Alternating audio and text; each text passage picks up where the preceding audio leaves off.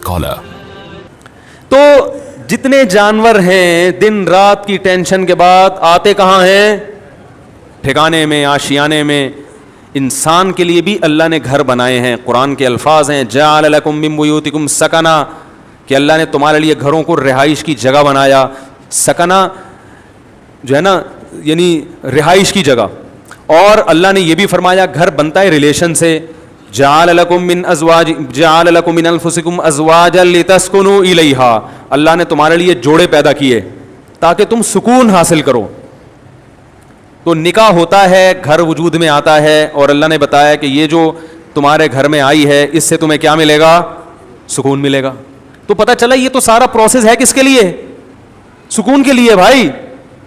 اور ہمارے ہاں زیادہ تر ٹینشنوں کے واقعات گھروں کے ہوتے ہیں. جن کے گھر نہیں ہیں وہ سکون سے ہیں، اور جن کے گھر ہیں وہ ڈپریشن کی گولیاں کھا رہے ہیں. تو اس کا مطلب معاشرے میں کوئی بہت ہی الٹا کام ہو رہا ہے جو بالکل فطرت سے ہٹ کر ہے. کیا ایسے یار کیوں سمجھ میں کیوں نہیں آ رہا؟ دیکھو روٹی پیٹ بھرنے کے لیے ہے نا، روٹی سے پیٹ نہیں بھر رہا مطلب وہ بہت ہی کچھ ایسا چیز آپ نے کھائی بھی ہے، یا کچھ ایسا لائف اسٹائل ہے کہ آپ کا تو میدا ہی الٹا کام کر رہا ہے. ارے کسی کمبخت کی پانی سے پیاس نہ بجھے، چلو کولڈ ڈرنک سے نہیں بجھ رہی پیاس، سمجھ میں آتا ہے یار کولڈ ڈرنک نہیں بجھ رہی، تو کولڈ ڈرنک تو اللہ نے پیدا تھوڑی کی ہے پیاس بجھانے کے لیے. کسی کی بجھتی ہے کسی کی نہیں. بعض لوگ کولڈ ڈرنک پیتے ہیں نہیں بجھتی. چائے سے نہیں بجھ رہی سمجھ میں آتا ہے، دودھ سے نہیں بجھ رہی، پانی سے تو بجھنی چاہیے نا. کمبخت کی پانی سے پیاس نہیں بجھ رہی، اس کا مطلب باڈی میں تھوڑا بہت فالٹ نہیں ہے. میرے یہ سمجھانے سے بھی اگر سمجھ میں نہیں آ رہا تو تھوڑا بہت فالٹ نہیں ہے. اتنی اچھی مثال دے کے بھی اگر سمجھ میں نہیں آ رہا تو میرے بھائی جن کی نہیں آ رہا یہاں تھوڑا سا فالٹ بہت بڑا فالٹ ہے، بہت بڑا فالٹ ہے. میں نے وہ بیان ریکارڈ کروایا تھا نا کہ عورتیں بچے پیدا کرنے سے صحت اچھی ہوتی ہے، خراب نہیں ہوتی. وہ پورا میں نے پورے ڈاکٹروں کی رپورٹیں بھی پیش کر دی جو نوبل پرائز ڈاکٹر ہیں یو کے کہ عورت کا حمل روکنے سے بیڑا غرق ہوتا ہے، موٹاپا آتا ہے. اس میں بھی میں نے یہی دلیل دی کہ جو چیز نیچر ہے وہ صحت کے لیے اچھی ہوتی ہے، خراب تھوڑی ہوتی ہے. وہ میں نے کل اپنا کلپ دیکھا، اس کے نیچے جو لوگوں نے الٹی سیدھی باتیں کی ہیں. ارے تم دلائل کو نہ سمجھنا چاہتے ہو نہ ماننا چاہتے ہو، تم انگریز کے پٹھو ہو، کم بخت ہو، تم ہلاتے رہو ساری زندگی. تمہارے اندر، آپ کو نہیں کہہ رہا جو اس نے کمنٹس کیے تو اس کو کہہ رہا ہوں، تمہارے اندر سوچنے سمجھنے کی صلاحیتیں ختم. تمہیں جو لائن پہ لگا دیا نا 2 بچے تو بس تم اسی پہ لگے رہو، برباد کر دو اپنی بیویوں کی صحت بھی، اپنی صحت بھی، اور اپنا خاندان بھی تباہ کر دو. بچے تو ہوتے ہی 2 کے بعد ہیں، گھر تو بنتا ہی 2 کے بعد، تو بچوں کی شروع ہوتے ہیں کہ جن کا ایک گیدرنگ ہوتی ہے، آپس میں کھیلتے ہیں. تو ایک لائن پہ لگا دیا بس اسی پہ سب چلتے چلے جا رہے ہیں. تو گھر کس کے لیے بنایا اللہ نے؟ سکون کے لیے. ایک گھر میں سکون نہ ہو تو چلو بات سمجھ میں آتی ہے کہ بھائی کبھی کبھار ہزاروں میں کوئی ایک بیمار بھی پیدا ہو جاتا ہے نا. ہر گھر میں لڑائیاں، ہر گھر میں بے سکونی، لاکھوں میں ایک آدھ گھر ہوگا جس میں سکون ہوگا. بھائی کم بخت بھائی سے بات نہیں کر رہا، بہن بہن سے بات نہیں کر رہی، جٹھانیاں نندوئی ساسیں، وہ تو ایک مستقل ٹاپک ہے. باپ اور اولاد میں نہیں بن رہی، ماں بیٹی میں نہیں بن رہی، میاں بیوی میں نہیں بن رہی. تو اس کا مطلب ہے کہ معاشرے میں کوئی چھوٹا موٹا فالٹ نہیں ہے بھائی. یہ تو جانور پھر ہم سے اچھے ہیں. کیا خیال ہے بھائی جان؟ ہم سے اچھے جو پھر کبوتر نکلا، چڑے نکلے ہیں بھائی. ہمیں آفس میں سکون مل رہا ہے، گھر میں نہیں مل رہا. یہ تو بہت بڑا فالٹ آ رہا ہے معاشرے میں، اور یہ ان میں تو بہت ہی زیادہ ہے جن کی ہم تقلید کرتے ہیں. تبھی وہ تو کرتے ہی نہیں نا، 40 سال تک گھر بناتے ہی نہیں ہے کہ سکون زندگی گزرنے دو، 40 سال کے بعد دیکھیں گے. ان کو پتا ہے کہ اگر پہلے سے کر لیا تو عذاب میں آ جائیں گے. اس کا مطلب اس معاشرے میں ہم سے بھی زیادہ ٹیکنیکل فالٹ ہے، کوئی بہت بڑا فالٹ ہے. تو وہ فالٹ کیا ہے؟ کیا خیال ہے؟ سمجھنا چاہتے ہیں؟ بہت بڑا فالٹ ہے. اور ماہر نفسیات اکثر اس فالٹ کو ہائی لائٹ نہیں کرتے کیونکہ وہ خود اس فالٹ میں مبتلا ہوتے ہیں. الحمدللہ سمجھا پا رہا ہوں اپنی بات. یہ بات سمجھ میں نہیں آ رہی، یہ بھی میں چھوڑ رہا ہوں آہستہ آہستہ. سمجھ میں آ رہی ہے بات؟ وہ اکثر اس فالٹ میں مبتلا ہیں. وہ کیا ہے فالٹ؟ کہ جب تک حقوق کا دائرہ کار متعین نہیں کیا جائے گا کبھی بھی اتحاد اور محبت پیدا نہیں ہو سکتی. اس کو ایک اور اسٹائل میں بیان کرتا ہوں، دوسرے اسٹائل میں. جب تک ظلم ختم نہیں ہوگا گھر میں محبت پیدا نہیں ہوگی. اور ظلم کو جب تک ڈیفائن نہیں کیا جائے گا کہ ظلم کی ڈیفینیشن کیا ہے, ظلم ختم ہو نہیں سکتا. نہیں آ رہی بات. جو مذہب کو فالو نہیں کرتے, خدا کی قسم لا الہ الا اللہ, قیامت تک الٹے لٹک کے پی ایچ ڈی کر لیں نفسیات میں, وہ ظلم کی ڈیفینیشن بیان کر ہی نہیں سکتے کہ ظلم کہتے کسے ہیں. کیونکہ ظلم کہتے ہیں کسی کا حق ادا نہ کرنا. جب آپ کو پتہ ہی نہیں ہوگا اس کا حق ہے کیا, تو ادا نہ کرنا اور کرنا کیا کیا کیا ڈیفینیشن ہوگی, پتہ کیسے چلے گا کہ حق کی ادائیگی کیا ہے اور عدم ادائیگی کیا ہے. کیونکہ حق کی ادائیگی کس کا کس پر کتنا حق ہے, کیا حق ہے, وہ نہیں ادا کرے گا تو لڑائیاں ہوں گی نا.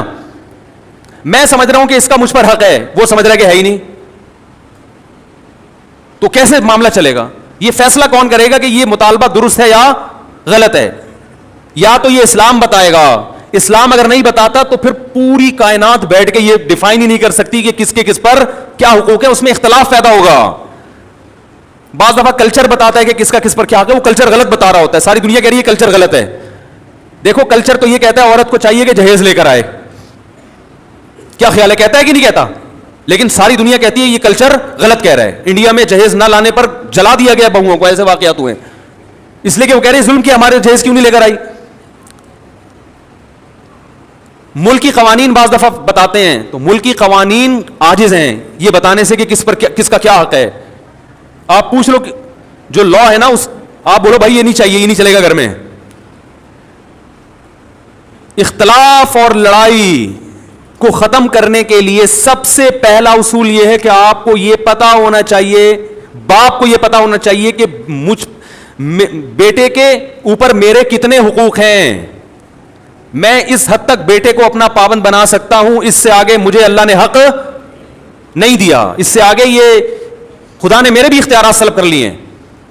شوہر کو پتا ہونا چاہیے بیوی کو میں اس حد تک اپنا پابند بنا سکتا ہوں, اس سے آگے کام میں اس سے بولو بھائی نہیں لے سکتا, یہ میرا رائٹ ہی نہیں ہے.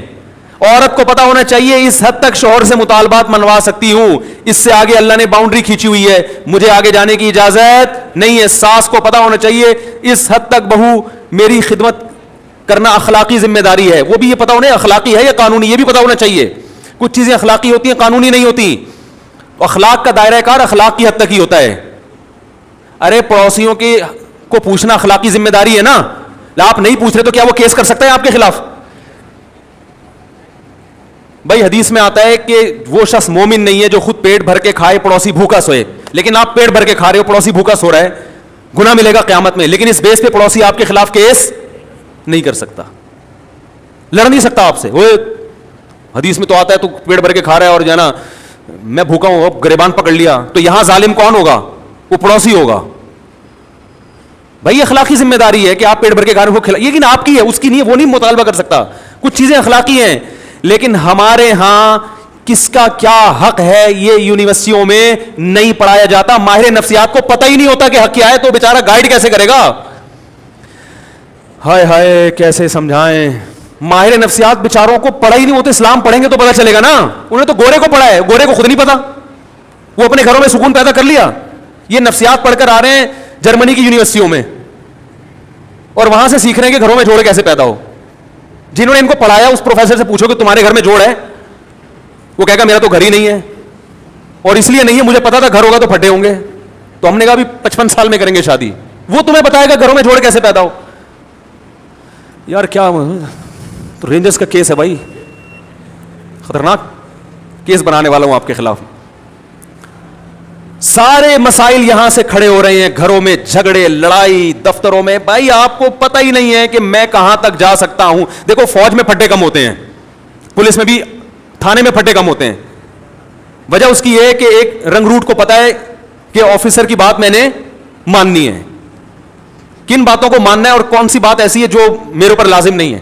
اگر کوئی آفیسر میرے سے گھر سے پوچھا لگوانا شروع کر دے تو یہ میرے اوپر, اور آفیسر کو پتا ہے کہ میں نے یہ شروع کر دیا تو میرے خلاف کیس بھی ہو سکتا ہے. تو پھٹوں کا ریشو فوج میں پولیس میں سب سے کم ہے, کیونکہ قانون ہے, ان کو لکھا ہوا ہے کہ یہ ذمہ داری ہے.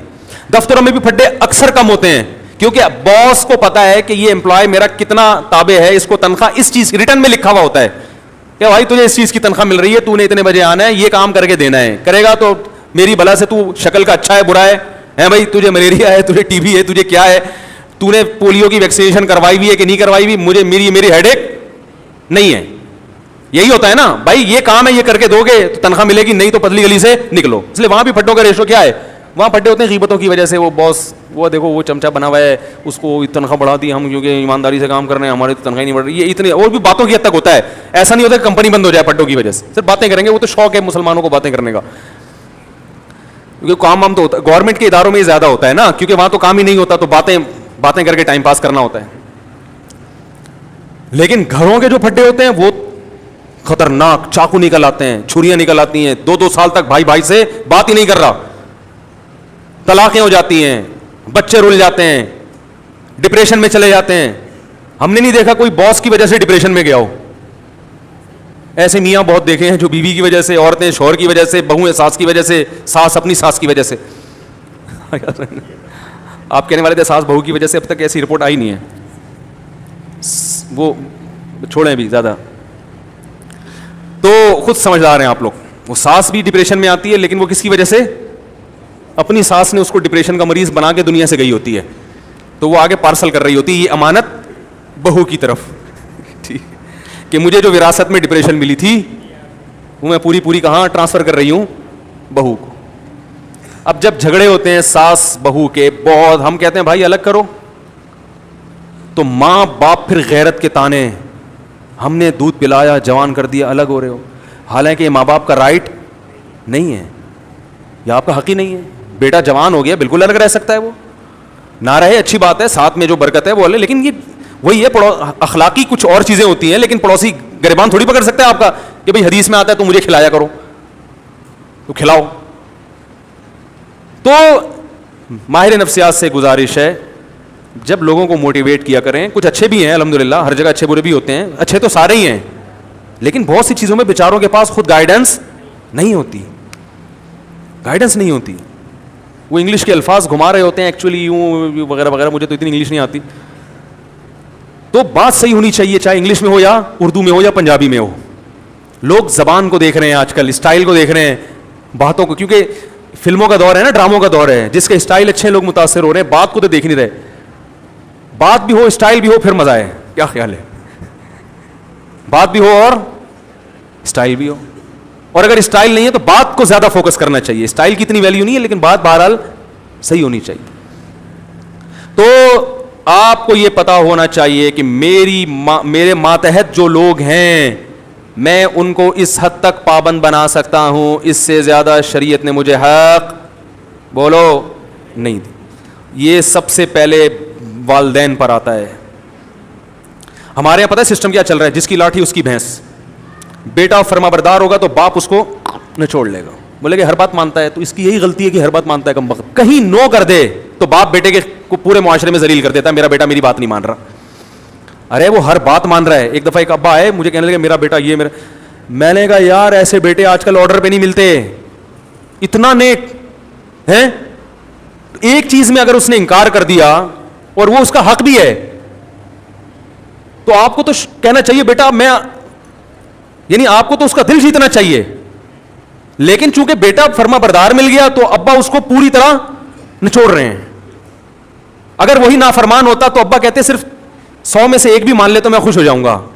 سیزن یہ چل رہا ہے, صحیح ہے نا, موسم چلتا ہے نا, ابھی آم کا موسم ختم, انگور آ گئے, تو سیزن ہوتا ہے نا, جب انگور ہے تو ہر جگہ انگور ہی انگور نظر آئیں گے آپ کو.